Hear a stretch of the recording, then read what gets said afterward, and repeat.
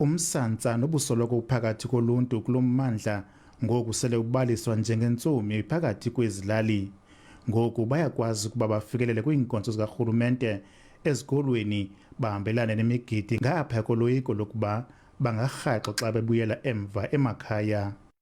Izitolo zingapha kwalomlambo, iigrosa zethu zishona apha kulomlambo, iphinde nabantu abangoomama abakhulelweyo ikliniki ingapha nayo bebedada apha kulomlambo. Kodwa ngoku sokukhona ibridge, noomama kulula ukuhamba bawele kakuhle xa bekliniki. Abahlali abasebenzisa le bhlorho engujinge bathi ngoku baphila ngapha koloyiko lokurhaxwa xa bewela kulomlambo. Besifunda bebhinis siwela apha emanzini, ligcwele ibridge, ugcwele umzamba, yenzela uba masibambane sivele ngentloko. Lo jinge ubonwa njengesisombululo kumngcipheko obusoloko ungumngeni. Bazokwazi ngoku abantu ukuba bathabathe inxaxheba kwimicimbi yezoqoqosho nokufikelela kwiinkonzo zikarhulumente.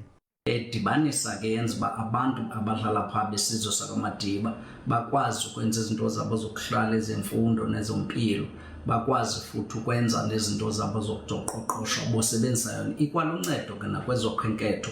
Ngoku iimvula zehlobo ziyasondela yaye zibeka ubomi babantu esichengeni. Ngoku nezinye ilali kunzima ukuba ziwele imilambo zinqwela ukuba lo jinge usetyenziswe ukunceda abantwana abarhaxwayo mihla le xa besiya esikolweni. Ndinkululeko Nyembezi weendaba ze-SABC eMbizana.